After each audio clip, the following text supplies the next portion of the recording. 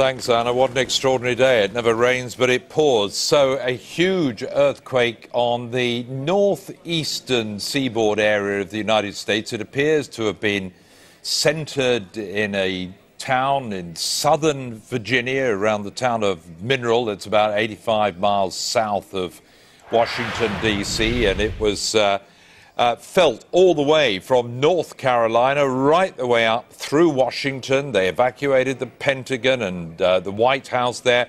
This is Times Square in New York, where people felt the quake there, and all the way north from there, all the way up to Massachusetts and round towards Cape Cod and Martha's Vineyard, where President Obama is currently on his summer holidays. Dominic Waghorn's our correspondent in Washington, monitoring all this. No doubt you felt it yourself.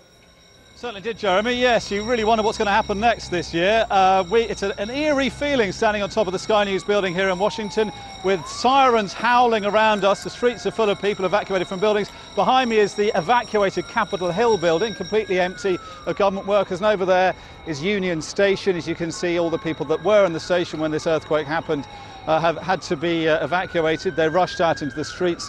The building we were in, there was a sense of panic actually, because a message went round that something had hit Capitol Hill.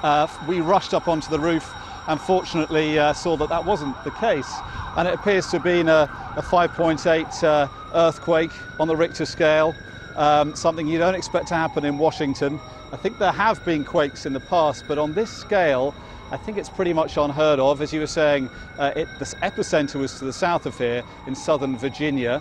But people have reported their homes being shaken across this city, and we think JFK Airport in New York is also shut down, as well as any number of installations and buildings here.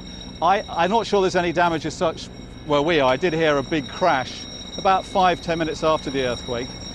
But as you can hear, emergency helicopters in the sky, fire engines driving around the Capitol. I'm not sure whether they're attending emergencies or the aftermath of this quake or not, but for now, it seems the workers in Washington out on the grass.